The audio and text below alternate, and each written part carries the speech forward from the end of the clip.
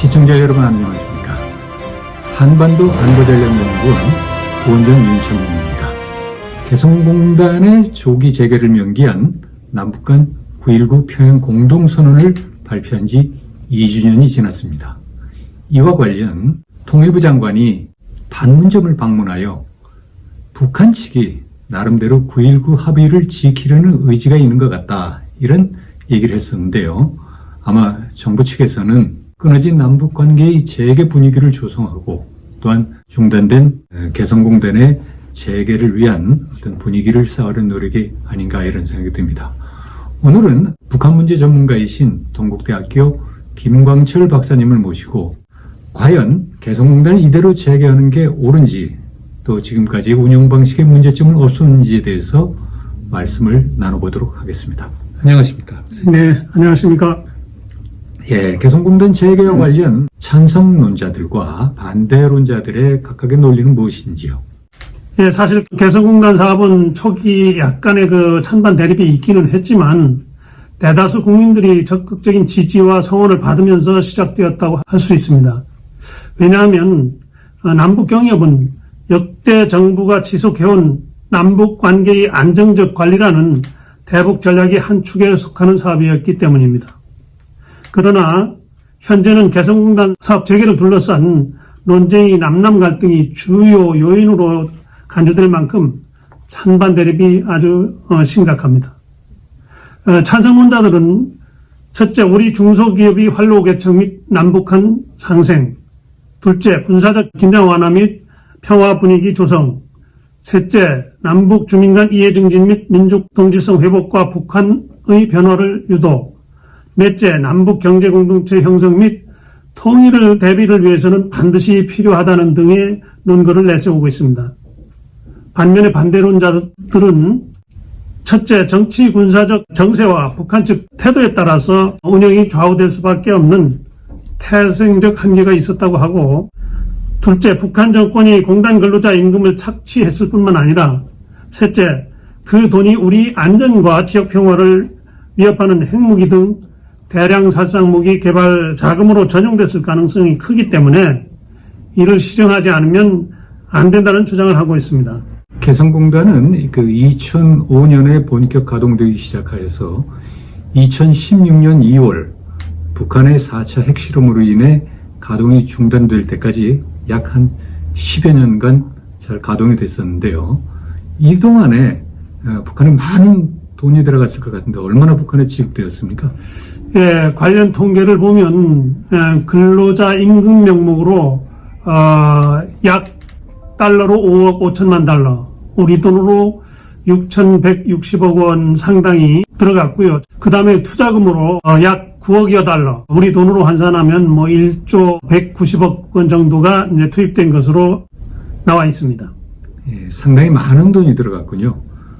그러면 그 당시에 정부가 공단을 폐쇄할 당시에 이 돈 중에 상당한 부분이 북한의 핵무기와 미사일 개발에 전용되었다고 판단하고 있는 것이었네요. 예, 공단 폐쇄 조치를 발표할 당시에 그렇게 발표했습니다. 근로자 임금이 전액 북한 개성공단 관리총국에 달러로 전달되어 있기 때문에 그런 추론을 하는 데는 큰 무리가 없습니다. 근로자 임금으로 북측에 전달된 달러와는 단 1달러도 근로자에게 지급된 것이 없기 때문입니다. 일각에서 근로자 임금이 핵무기 개발에 쓰였다는 증거가 있느냐는 억지 주장을 계속하고 있는데 그것은 사실 어불성설입니다. 공단 폐쇄 조치의 직접적인 원인은 북한이 그해 1월 7일 제4차 핵실험을 하고, 그리고 연이어서 그 다음 달인 2월 7일에 장거리 미사일을 발사를 한 것이 직접적인 원인이었습니다. 그러나 간접적인 원인은 북한 정권이 개성공단 사업의 평화적 취지와 성격과는 배치되는 도발을 연속적으로 한 것이 누적된 것이라고 할 수 있습니다. 예를 들자면 2008년 우리 통일부 장관이 북한이 핵을 포기하지 않으면 2단계 확장 사업이 어렵다 하는 발언을 문제 삼아서 북한이 우리 당국자의 개성공단 출입을 제한하고, 2009년에는 한미훈련을 비난하면서 3번에 걸쳐서 우리 근로자들이 공단 통행을 제한했습니다. 2010년에는 천안함 폭침과 연평도 포격 도발을 감행하기도 했고요. 2013년에는 다시 한미합동훈련을 중단하라고 압박하면서 개성공단 근로자들을 철수시켜서 166일 동안이나 공단 운영을 마비시키기도 했습니다. 그동안에 사실 북한이 개성공단을 인질로 별 장난질도 많이 했거든요. 그러면 개성공단 근로자들이 우리 기업으로부터 임금을 한 푼도 받지 못했다는 말씀입니까? 예, 엄밀히 말하면 그렇습니다. 그런데 우리 국민들은 알기에 개성공단 근로자들은 다른 지역의 북한 근로자들보다 임금도 더 많이 받고 초코파이도 매일 받는 등 상당히 처우를 잘 받았다고 생각하고 있는데요.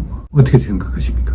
예, 북한 근로자들은 우리 기업으로부터 임금을 받은 것이 아닙니다. 북한 당국으로부터 기본 생활비를 북한 돈으로 받은 것입니다. 북한 법 체계에 의하면 북한 근로자는 기업주인 사용자와 고용계약의 당사자가 될 수 있는 법적 지위가 인정되지 않습니다. 북한 주민들은 누구나 등급에 따라 대략 2,000원부터 4,000원가량의 기본 생활비를 월급 형태로 받았습니다. 개성공단 근로자들은 시간외 근무 등 여러 수당이 더해지면 8,000원 정도, 아니면 특별한 경우엔 그 이상 더 받았을 수도 있습니다. 2014년 북한 돈에 대한 국제시장 공식 환율은 1달러당 130원, 북한의 암시장에서는 1달러당 8,000원 정도였습니다. 이를 기준으로 보면 개성공단 근로자들은 월 1달러에 해당하는 기본 생활비를 정부로부터 받았다고 추정할 수 있습니다. 우리 기업이 북한 측에 전달하는 임금은 1인당 월 110달러 정도였습니다. 초코파이는 당시 시장에서 한 개에 1,000원 내지 1,500원에 거래되었던 것으로 보도된 바 있습니다. 그러니까 우리 기업들이 북한에 많은 그 임금을 정상적으로 줬는데 실질적으로 근로자들한테는 정말 적은 돈만이 돌아갔군요. 예. 예, 그 적은 돈만이 돌아갔다는 의미라기보다 우리가 전달한 달러는 한 푼도 북한 근로자들에게 돌아간 것이 아니고 우리 국민들이 인식하는 그 보수라고 하는 것은 북한 정부가 기본 생활비로 주는 돈인가 하는 이런 말씀입니다. 예, 알겠습니다. 그런데 그 9.19 평양 공동선언에 보면 개성공단 사업을 우선 정상화한다 이런 표현이 있습니다. 아마 이것은 남북 양측이 개성공단을 가능한 빨리 다시 열자는 의미로 받아들여졌습니다. 그럼 이런 상황이라면 과연 개성공단을 재개한다는 것이 무엇을 의미하는 것인지 한번 말씀해 주시겠습니까? 예, 개성공단을 다시 연다는 것은 정상화가 아니라 비정상의 연속을 의미합니다. 근로자 임금이 김정은 정권에 의해서 착취당한다는 것을 뻔히 알면서 과거 방식대로 다시 운영한다는 것은 정상화가 아닌 것입니다. 북한이 근로자 임금 착취 구조와 우리 진출기업이 임금집 방법이 위법성 등 노예노동 성격이 인권 문제를 간과할 수 없습니다. 이를 시정하고 공단을 운영하는 것이 정상화라고 생각합니다. 그러면 과거의 운영 행태라는 것이 근로자의 임금을 착취하는 전형적인 노예노동 구조였다 이런 말씀이네요. 예, 그렇습니다. 그 하이브리드형 노예노동 시스템이라고 볼 수 있습니다. 이 개념은 네덜란드 라이덴 대학교 북한 해외노동자 인권연구팀이 2015년 연구 결과를 발표하면서 제시한 것입니다. 북한이 노동력 활용 구조의 가장 두드러진 특징은 일반적이고 합법적인 행위들과 증거를 남기지 않는 불법적인 관행들을 절묘하게 결합시켜서 지역 여건에 딱 들어맞는 강제노동과 임금 착취 방법을 강구해낸 것이라고 밝혔습니다. 개성공단도 동일한 시스템이 적용되었습니다. 구체적으로 설명하면 개성공단은 노동력 강제 동원이 가능한 북한의 억압체제와 두 번째로 우리 정부의 적극적인 교류협력 추구 명분, 그리고 세 번째로 진출기업이 저임금 노동력 확보 욕구 등이 어울려 만들어낸 하이브리드형 노예노동 시스템이 작동했습니다. 공단 즉시 재개를 주장하고 옹호하는 사람들은 개성공단보다 저렴한 노동력을 확보할 수 있는 시장은 세계 어디에도 없다. 우리 기업들이 개성공단에서 많은 이익을 창출하고 있다고 자랑을 하고 있습니다. 하지만 개성공단이 노예노동 현상은 비정상적 모습이며 자랑스럽기보다는 부끄러워해야 할 일인 것입니다. 여러분 아마도 2014년 전라도 신안군에서 발생했던 염전노예 사건을 기억할 것입니다. 그때 우리 국민들은 한결같이 염전주와 그를 방조했던 경찰 등 관계기관을 비판했던 것을 기억할 수 있습니다. 개성공단 노예 노동에 대해서도 같은 시각으로 해야 합니다. 임금을 착취당한 개성공단 근로자들이 장래에 현지 진출기업과 우리 정부 관계자들에게 처벌과 피해 보상을 직접 청구하는 상황이 올 수도 있다는 것을 당사자들은 명심해야 합니다. 그뿐만이 아니라 개성공단 무조건 재개를 선동하는 일부 인사들도 자중하지 않으면 위법 행위를 교사한 책임에서 자유로울 수 없을 것입니다. 지금 김 박사님 말씀 듣자면 우리 정부와 기업에도 배상 청구가 들어올 수 있다 이런 말씀인데요. 그럼 근로자의 법과 임금 지급 방법에 대해서 현저한 위법성이 있다는 얘기가 아닐까요? 네, 그렇습니다. 북한 근로자들은 국가 계획에 의해서 작업에 동원되기 때문에 생활비 등급제에 따라서 기본 생활비를 지급받는 피동적이고 사회적 존재로 지위가 정해져 있습니다.